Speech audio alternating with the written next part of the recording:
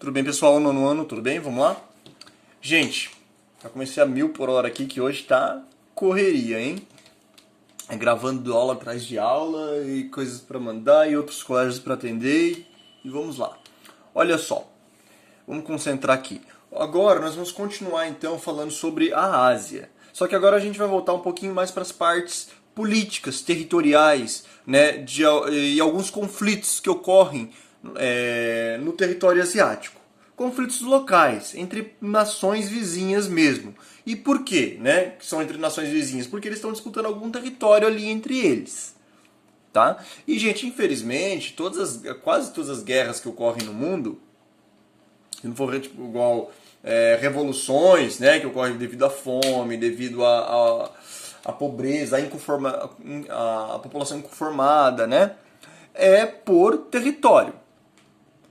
Eu até já falei isso dentro de sala de aula para vocês, que tem um livro na geografia do Yves Lacatos, que fala o seguinte: para que serve a geografia? Antes de mais nada, a geografia serve para fazer a guerra, porque a geografia é uma disciplina que ela nasce devido às necessidades militares, de vigiar o território do inimigo, de cuidar, de saber o seu território, de conhecer o seu território para saber aonde que eu vou defender um possível ataque, uma possível invasão, e por onde que eu posso atacar para tentar armar uma emboscada para o inimigo e tal. Inclusive a França, como ela tinha, né, da Europa, ali, dos países que tinham noções de geografia, a França ela é a que mais se destacava dentro da geografia. Inclusive a geografia que nós aprendemos hoje, ela nasce na França, com Paul Vidal de Lablache, com a linha que nós chamamos de possibilismo, tá? Mas isso aí é um assunto para uma outra aula. O exército francês do Napoleão Bonaparte ele ganhou várias batalhas dos ingleses porque a França conhecia o seu território. E ao conhecer seu território, conhecia também o território inimigo. Então ele surpreendia o inimigo conhecendo o território, né? Aí despertou, né, o interesse de outras nações pela ciência geográfica, assim como a Inglaterra, a Alemanha, né? E a expansão territorial nessa época também surge, né, nesse mesmo contexto, só que daí na Alemanha, com um geógrafo que ele chama Friedrich Hatzel, é um alemão, e ele traz pra gente a ideologia do espaço vital, que era quanto mais território eu tinha, mais eu garanto a sobrevivência da minha nação. Por quê? Por que o território é a principal forma de disputa entre as nações? Gente, o território é muito mais do que uma simples porçãozinha de terra. Ah, só para deixar maior no mapa o país? Né? Não. Dentro de um território você tem riquezas, recursos naturais, recursos minerais, né? Tanto que garante a produção das indústrias com a matéria-prima e também garante o abastecimento dessas indústrias e da sua população com as fontes de energia, tipo petróleo, carvão, enfim, várias outras, né, alguns outros minerais, outros elementos, ok? No final das contas, gente, tudo isso gera produção. No final das contas, o que é? Dinheiro, tá? No final das contas é dinheiro. Então, o território, quem controla o território, tem o poder sobre ele, o controle sobre ele, sobre suas riquezas. Por isso que essas disputas territoriais acontecem muito no mundo. E principalmente no Oriente Médio, que é uma região rica em jazidas de petróleo. Tudo bem? Riquíssimas em jazidas de petróleo. Então aí nós temos, olha só, uma disputa territorial entre Iraque e Kuwait que é totalmente por causa do petróleo. Se não tivesse petróleo nessa região, os dois estavam de boa, amiguinho para sempre, forever, ok? Super best friends ali. Mas não, tem o petróleo no meio, então começa a treta entre um e o outro ali. Não, o petróleo é meu, não, ele está no meu território, está no seu. E se o petróleo ainda estiver na região de fronteira entre os dois países, né, isso daí que o pau come solto. Entendeu? Agora, pode ser que não esteja em região de fronteira, pode ser que esteja no interior de um país, só que o outro, né, querendo a ganância do ser humano, já falei isso também dentro de sala de aula, que infelizmente a ganância, a arrogância do ser humano, ela sobressai, né, e por conta disso ocorrem as guerras. Porque não basta eu tenho que ter, mas eu quero pegar o do outro. Ah, eu não tenho isso que o outro tem, então eu quero dele, né? Foi basicamente o que aconteceu na historinha aqui que eu vou ler para vocês. Presta atenção. Olha só, o Iraque é um importante produtor de petróleo. que no ano de 1990 promoveu a invasão do vizinho Kuwait. Então, em 1990, o Iraque invade o Kuwait. E por que o Iraque invade o Kuwait?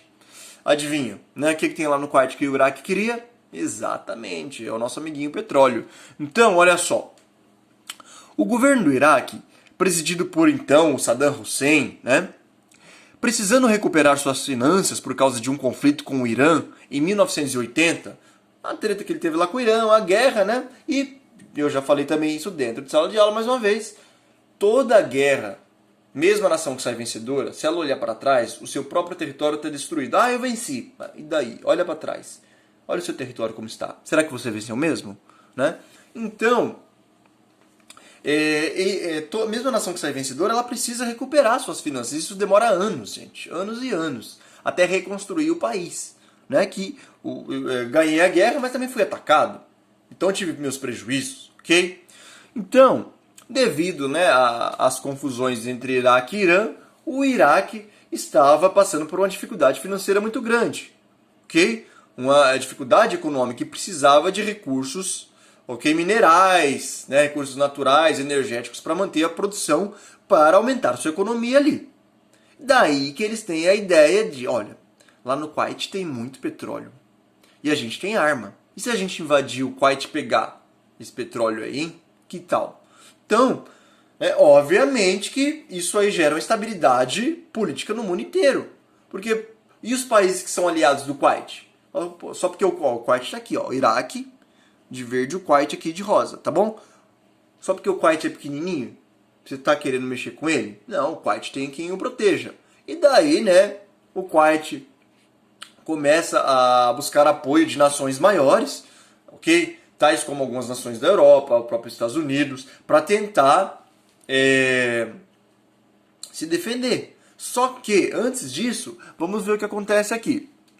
Precisando recuperar suas finanças por causa de um conflito com o Irã nos anos 80, o que incluía pagar uma dívida bilionária de empréstimos contraída com o Kuwait, porque o próprio Iraque emprestou dinheiro do Kuwait. O Kuwait emprestou dinheiro para o Iraque para ele se reerguer. Olha, você está precisando se reerguer? Eu não entrei na guerra, eu estou tranquilo. Minha produção não parou, né? Eu tenho dinheiro, eu vou te emprestar. Então, acusava-se-o de extrair, o Kuwait no caso, tá? Acusava-se-o de extrair petróleo acima das cotas estabelecidas. O Kuwait acusou o Iraque de extrair petróleo acima das cotas, acima do que a lei permitia, para tentar ganhar vantagem. Né? Porque no território do Iraque também tem o petróleo. Então, acusava-o de extrair petróleo acima das cotas estabelecidas e, com isso, baratear o preço do produto no mercado internacional. Aqui entra aquela famosa regrinha da lei da oferta e da procura. Quanto mais eu tenho, mais barato eu vou conseguir fazer o produto para você. Por que você acha que esses mercados grandes, maiores, conseguem fazer um preço de produto menor do que o mercadinho de vila? Porque ele compra em demanda. Se ele compra em demanda, ele consegue um maior desconto. Aqui é a mesma coisa. Então, o Kuwait acusou o Iraque e falou, olha, você está roubando no subterrâneo o petróleo que está no meu território aqui. E com isso você está tendo muito mais petróleo, por isso que você está conseguindo fazer mais barato. Então, peraí, isso não pode, né? Isso foi uma acusação, ok? Então, gente, o Iraque pressionava a Organização dos Países Exportadores de Petróleo, que é a OPEP. Nós já aprendemos aqui que é aquela organização que detém, né, os maiores exportadores de petróleo do mundo. Então o Iraque pressionava elas, tá? Não apenas nessa questão, mas também queria aumentar sua própria cota de produção. Ao mesmo tempo, visava uma redução em escala mundial da oferta de petróleo, ok? Para elevar o seu preço e aumentar a arrecadação com as vendas. Continuando, então, alegando proteger o Kuwait de uma suposta revolta popular, que acontecia naquele país, inclusive, né? Então o Iraque invade o Kuwait em agosto de 1990. Então o Iraque invadiu o Kuwait, sempre tem um pretexto. Ele invadiu o Kuwait com o pretexto, ó, tá tendo revolta popular lá, o governo do Kuwait não vai dar conta, e a gente vai lá, estamos indo lá para poder abafar essa revolta que está tendo, porque senão vai sobrar para o nosso território também. Isso foi um pretexto para poder invadir o Kuwait, obviamente, anexar o Kuwait ao Iraque e pegar, né, o petróleo que existia ali. Aí então eles conseguem invadir. E a invasão das tropas iraquianas durou pouco tempo.